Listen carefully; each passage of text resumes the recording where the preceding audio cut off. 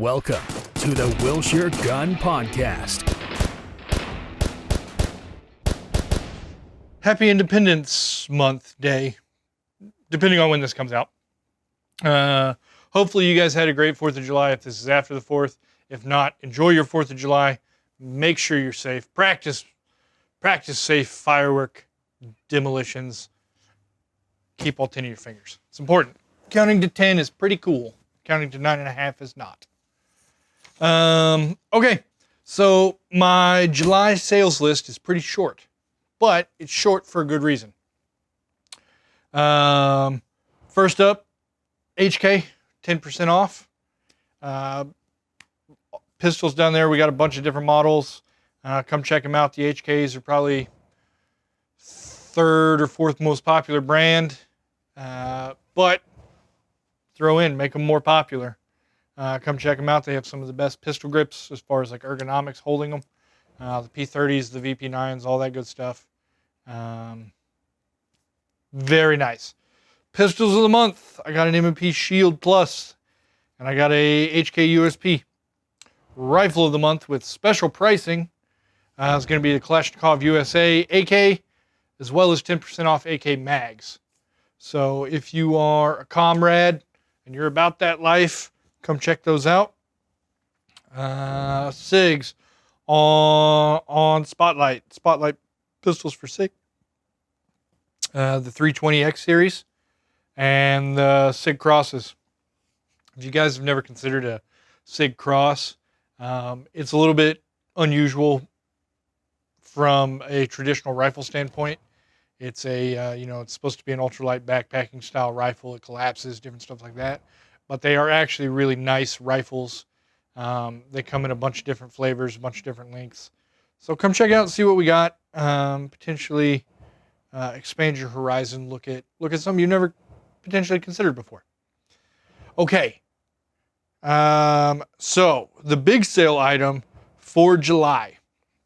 We're going to be running a special event on July 27th. And there's going to be a big cheesy commercial. I'm sure you guys will see me in. I'm not exactly sure. There's going to be a wacky, flailing, inflatable arm tube man involved. Maybe 2. So watch the commercial. But give you kind of the sneak peek on it. Basically, we're calling it the Wilshire Gun Garage Sale. We're going to have tables set up in one of the classrooms. Bunch of different items on it. And this is not your traditional sale where I put a sticker on it. Something that was $10.99 is now $9.99. This is going to be a special pricing, including the ability to make offers on select items. So you guys are going to get to come in here, and we're going to pretend like it's a garage sale, and you're going to haggle back and forth and see how much you're going to let me, how much you're going to get me to not charge you. So it's going to be a good time, and I'm going to tell you, kind of spoiler alert again, it's quite a bit of savings. I didn't put everything on the list here because, there are dozens of SKUs going on that. Guns, optics, knickknacks, doodads, things, mags, bullets, shirts. There's all kinds of stuff. It's just stuff we need to get sold. So we're going to let you guys, have quite a bit of extra savings. It'll be a fun environment.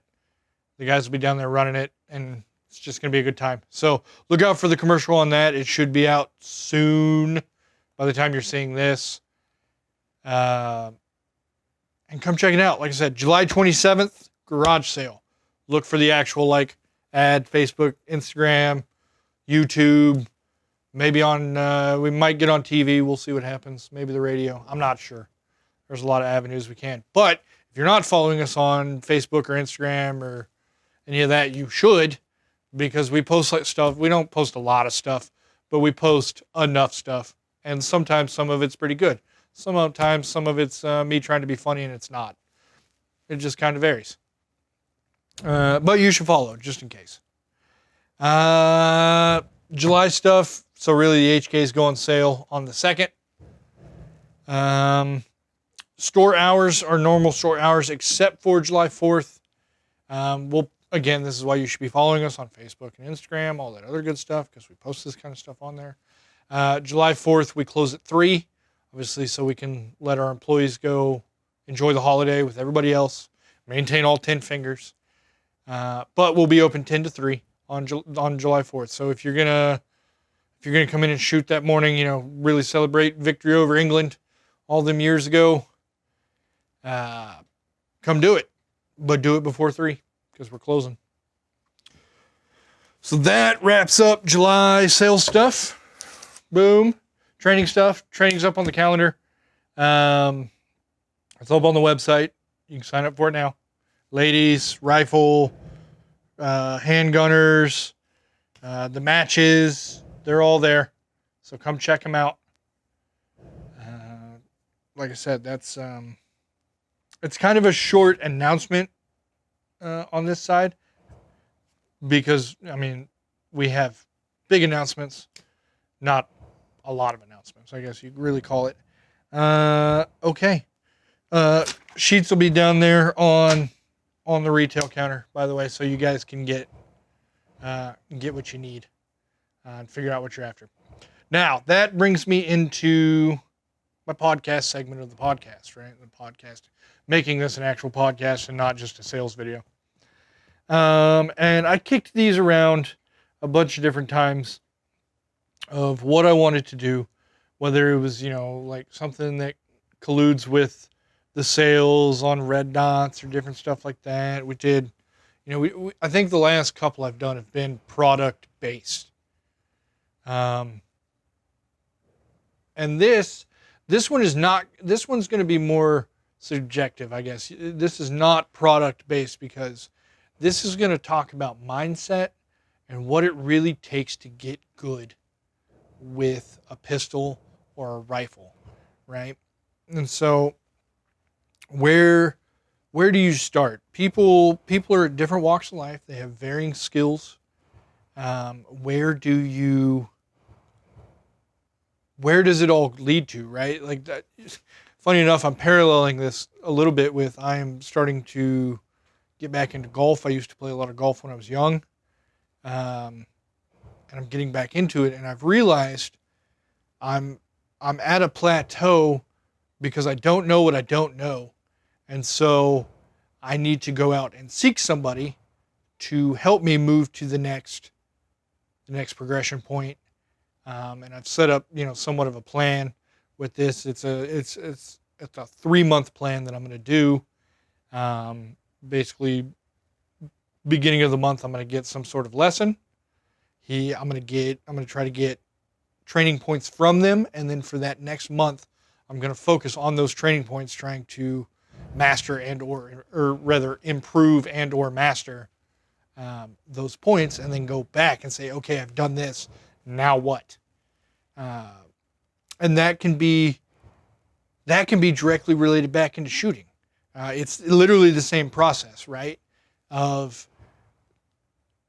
There are 2 types of, range sessions. I got something cool. I want to go make noise. I just want to poke holes and stuff. And then there is, I'm going to go and I'm going to increase my proficiency. I'm going to become a better shooter. And there is nothing wrong with the first type of range session. Absolutely. You got that new, CZ Scorpion and you want to go run it. Enjoy it. It's, that's one of the great things about being American. You can do that. However, that is not an adequate source to then leave said range and be like, hey, I am proficient with this. Like I can defend myself. I can do all this other stuff, which there is a statement I always joke about being in the gun industry, especially in a gun range. I make a very bold statement, which, let me link back to this. I think I've said this the last few videos. I am not a professional gunfighter. I have no gunfighting experience. I'm just a guy who really enjoys the shooting sports, the environment, different stuff like that. So you got to take that with a grain of salt. The next statement I'm about to say, you have to take with a grain of salt. I always make the running joke that I win 80% of gunfights outright, just on the massive volume of people I see shooting. And that is not on a tactics level. That is not on a, mastery of maneuver or anything like that. It's just on a sheer accuracy standpoint. I am probably more accurate than 80% of hands down 80% of the people I see come through the range. And that's no fault of theirs. That's not a slight on them. That is not my intention. It's just I've done it more. I have more practice with it. It's just a side effect of my job, right? I am immersed in firearms. Most people say 40 hours a week, closer to 80 hours a week, right? Like my existence, it's really kind of depressing, revolves a lot around Wilshire Gun. And so I am dealing with firearms. I'm dealing with firearms issues. I'm dealing with, the range stuff all the time. And now I don't get to shoot as much as I used to. I used to shoot a lot more. But here we are. So all that wrapped back up, right? My humble brag, if you really want to call it that. What does that really mean? The second type of range session I referred to of I'm going to go in and I'm going to find proficiency and I'm going to improve. You should be coming to the range with a goal. There is, I have 50 rounds. What am I going to do with these 50 rounds? What am I going to focus on? Am I going to isolate trigger pull? Am I going to fix that hitch in my grip? Am I going to improve my draw stroke? Maybe I'm going to try to decrease my split time. There's a lot of different things you can practice on a flat range, the range that we provide. There's a lot of things you can't practice on a range. I can't have people running around in the bays, so you're not going to get to do lateral or forward and backward movement. Like that's just not, without going into one of the training classes or anything like that. But you should have a goal. Where I find a lot of people, like kind of what I was getting at the beginning, is most people don't know how to set the goals because they don't know what they don't know, right? And so I know I can hold the gun up, pull the trigger, the gun will go bang. But where do I, and this is a debatable topic that I'm not going to get into. Should you measure yourself to other people? You can. I'm not opposed to it. Competition, I think, breeds improvement. However, there are some freaks out there in the world. It's you take it into like professional sports or shooting or whatever else, right? There's a pretty very really good chance that I'm never going to be as good as Michael Jordan in basketball. I'm not 6'8". I don't have the natural talent for it. I didn't dedicate my entire life to it. For me to pick up at 35 and say I'm going to be as good as Michael Jordan is not necessarily a realistic statement. Is it possible? Sure.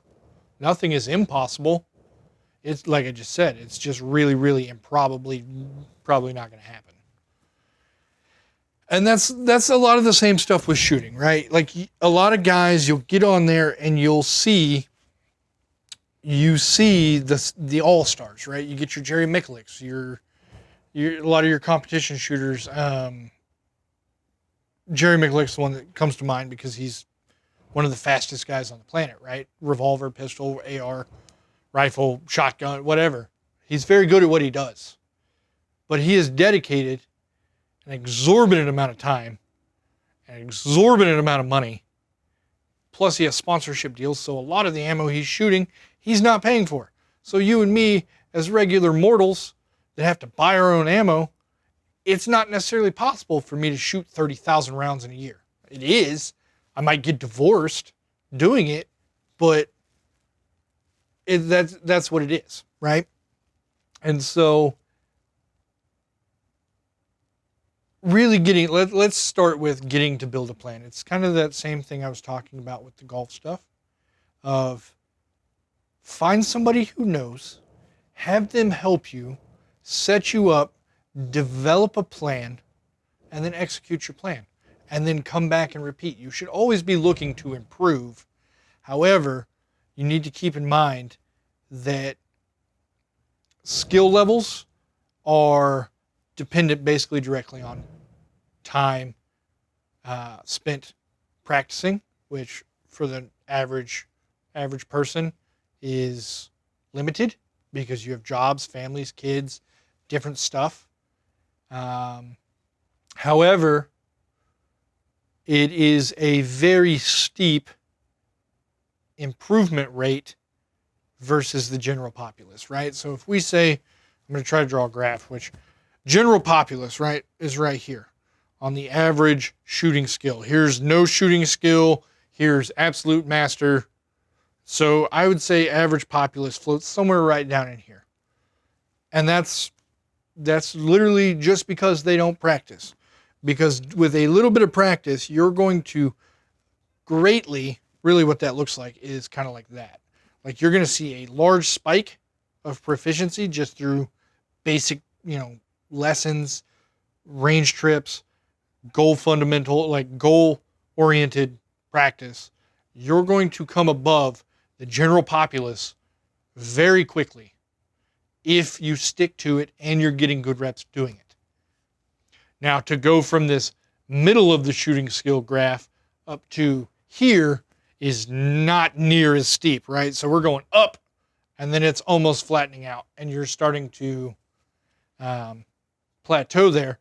What you'll see is kind of like this. Like you're going to see little jumps of, I pick up something new, it's going to improve me just a little bit. I pick up something new, it's going to improve me just a little bit. And so really, kind of my public service announcement is you should not be okay operating here. You should want to operate here with the goal of getting, somewhere over here. And that is not hard to do. I would consider myself, floating in that middle area myself. I'm not a professional shooter. I'm not the best. I'm not a tactical mastermind, anything like that. So all this long-winded, 10, 15 minutes of me just rambling here. Really, what does that boil down to? If you want the TL, whatever it is, too long did not read, right here at the end, which should really be at the beginning, but whatever. I'm here for engagement, right? It's all about engagement. Develop a plan. Come into your range sessions with a plan of what you are trying to improve. And I promise you, you will see rapid improvement very quickly into where I would call an adequate shooter, right? And that's that above average, guy that knows kind of what's going on, is comfortable with it.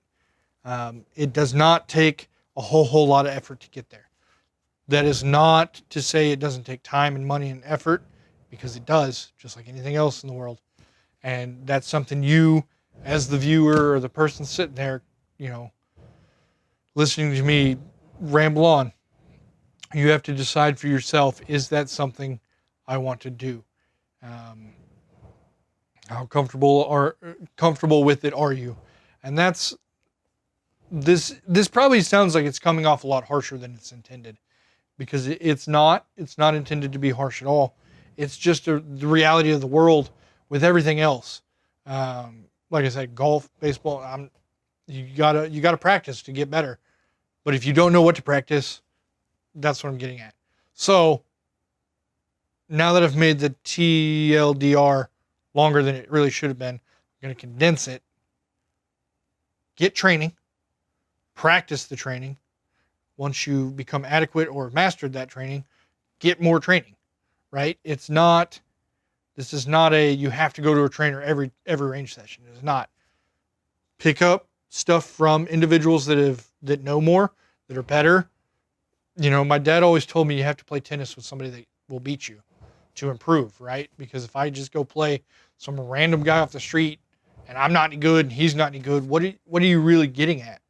You want to watch and emulate those that have practiced more, have put more time into it, because that's kind of the fun of learning, right? Is this guy has spent a lot of time doing this. He can help me get here, that hopefully then I can spend time and get somebody else there. Like it's a team effort. Get training, practice training, get more training until you feel you are comfortable with your situation, right? Like once you become content, then you got to just maintain. But don't ever be content. Always look to improve in everything in your life, not just shooting. So that's kind of my deal there. And that was one, like I said, I was sitting around trying to think of what I was going to talk to you guys about, and I paralleled it directly to, actually I did that the other way around, where that's how I did my shooting stuff, and I said, why can't I do that with golf? It works in a lot of different facets of life, but it's something that somebody else may not have thought of, so I'm sharing it. So the dozens or hundreds of you that are watching, I appreciate it. I hope you continue to watch. I hope you tell your friends. When you do get the training and come practice, I hope you get it from me. If not, that's fine, because you're still improving as a shooter, and I'm happy for that. So come in and see us. Come check out the training stuff. Come check out our range. And until next time, can't wait to see you.